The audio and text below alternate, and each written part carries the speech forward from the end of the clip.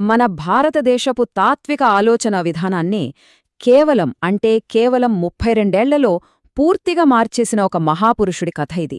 ఆయనే ఆదిశంకరాచార్యులు. మరి ఆయన జీవితమేంటి, ఆయన తత్వమేంటి, ఆయన మనకిచ్చిన వారసత్వమేంటి, వీటన్నిటి గురించి ఈ విశ్లేషణలో మనం లోతుగా తెలుసుకుందాం. ఒక్కసారి ఆలోచించండి, 32 చాలామందికి తమ జీవితం అప్పుడప్పుడే మొదలయ్యే వయసు.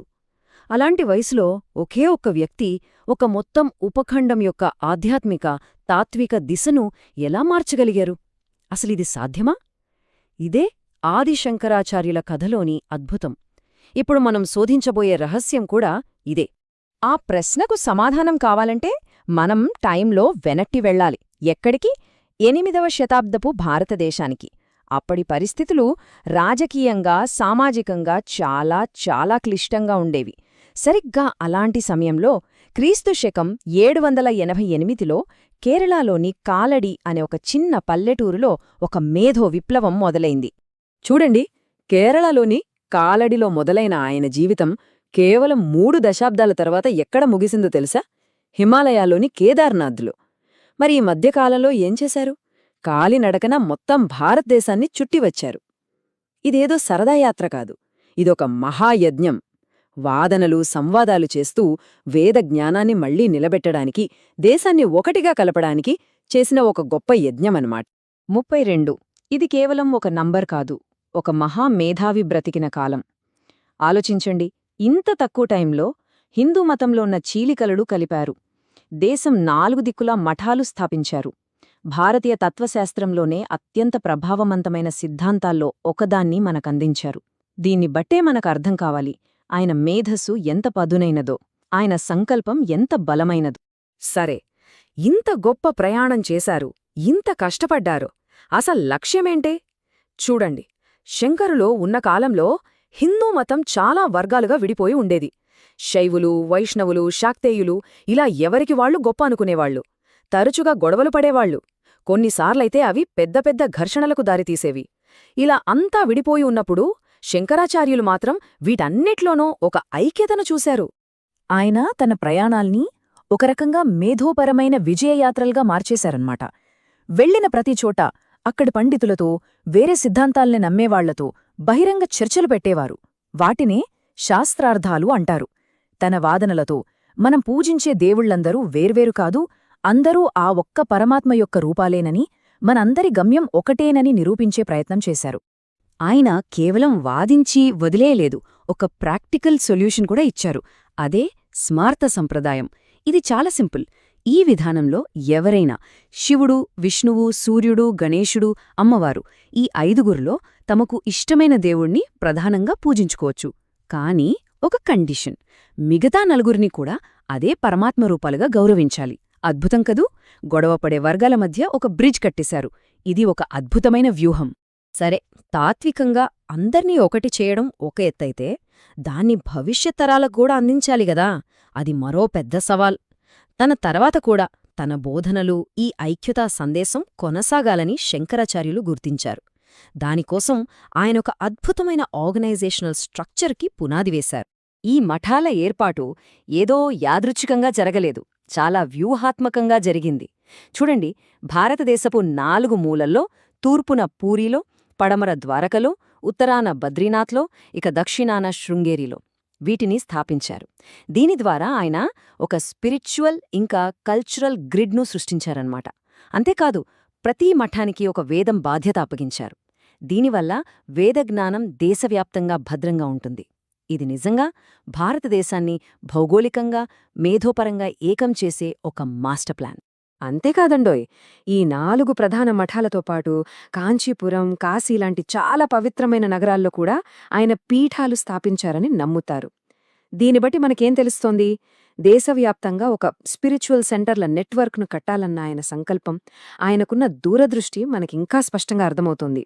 సరే, ఈ ఐక్యతా ప్రయత్నాలన్నీ బాగానే ఉన్నాయి, కానీ వీటన్నిటి వెనుక ఉన్న ఫిలసాఫికల్ బేస్ ఏంటి? అసలు పునాది ఏంటి? అదే శంకర్ల బోధనలకు గుండెకాయలాంటి అద్వైత వేదాంతం. ఇది కేవలం ఒక సిద్ధాంతం కాదండి, ఇది రియాలిటీ అంటే ఏంటో ప్రశ్నించే ఒక విప్లవాత్మకమైన ఆలోచన. ఒక ఇంట్రెస్టింగ్ విషయమేంటంటే, కొంతమంది విమర్శకులు ఆయన్ని ప్రచ్ఛన్న బౌద్ధుడు అంటారు, అంటే దాగి ఉన్న బుద్ధుడు అని. ఎందుకలా? ఎందుకంటే ఆయన వాదించే పద్ధతి, ఆయన తర్కం, ప్రపంచాన్ని మాయా అని చెప్పడం, ఇవన్నీ బౌద్ధంలోనే శూన్యవాదానికి కొంచెం దగ్గరగా అనిపిస్తాయి. కాని ఇక్కడే ఒక ముఖ్యమైన తేడా ఉంది. ఆయన వేదాలనే ఫైనల్ అథారిటీగా బలంగా నమ్మారు. ఈ ఒక్క విషయంలో బౌద్ధం నుంచి తనను తాను స్పష్టంగా వేరు చేసుకున్నారు. అద్వైతం అంటే రెండు కాదు ఒకటే అని అర్థం. ఇదే శంకరుల ఫిలాసఫీకి మూలం. దీన్ని సింపుల్గా అర్థం చేసుకోవాలంటే ఒక ఉదాహరణ చెప్తాను. సముద్రంలో ఒక అలని తీసుకోండి. ఆ అలకి ఒక రూపం, ఒక పేరు ఉంటుంది. కానీ నిజానికదేంటి? నీరే కదా. అలాగే మనం కూడా వేరువేరు మనుషులుగా కనిపిస్తున్నాం, కాని మనందరి లోపలున్న ఆత్మ ఆ సముద్రంలాంటి పరమాత్మలో ఒక భాగమే. అలా సముద్రమేలా వేరుకాదో జీవాత్మ, పరమాత్మ కూడా వేరుకాదు, అంతా ఒక్కటే. ఈ మొత్తం అద్వైత సిద్ధాంతాన్ని ఆయన ఒకే ఒక పవర్ఫుల్ వాక్యంలో చెప్పేశారు: బ్రహ్మ సత్యం, జగత్ మిథ్య.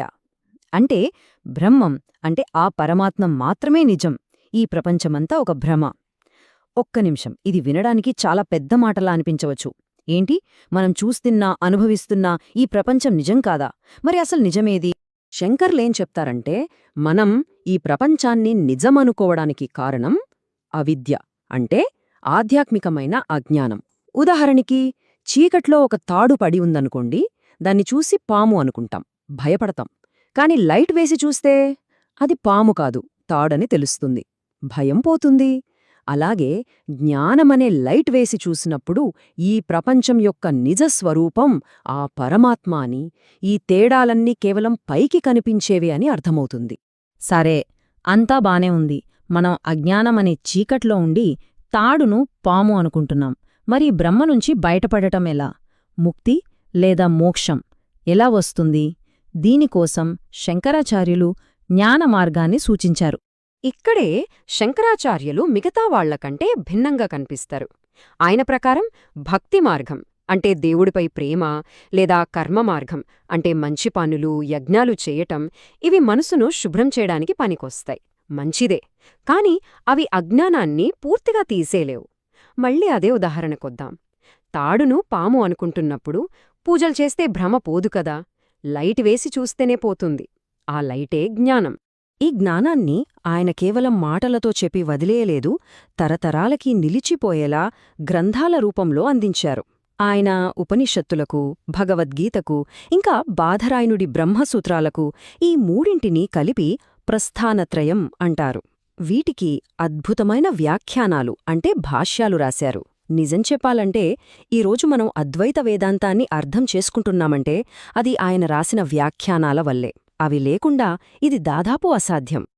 సో, ఒకసారి ఇప్పటిదాకా మనం మాట్లాడుకున్న ముఖ్యమైన విషయాల్ని గుర్తు చేసుకుందాం. కేరళలో పుట్టారు, భారతదేశం మొత్తం తిరిగారు, హిందూ మతాన్ని ఏకం చేశారు, అద్వైత తత్వాన్ని ప్రచారం చేశారు. 32 జీవితం, కాలడిలో జననం, అద్వైత సిద్ధాంతం, దేశం 4 మూలలా 4 మఠాలు. ఇదే ఆదిశంకర్ల వారసత్వం. సింపుల్. సరే, ఈ విశ్లేషణను మనం ఒక్క ప్రశ్నతో ముగిద్దాం. ఇది శంకరుల తత్వశాస్త్రం యొక్క సారం. ఒకసారి ఆలోచించండి. మన అనుభవాలు, మన నమ్మకాలు, మనం చూస్తున్న ఈ ప్రపంచం, ఇదంతా మన అజ్ఞానం వల్లే ఇలా కనిపిస్తుంటే మరి అసలు నిజమేంటి?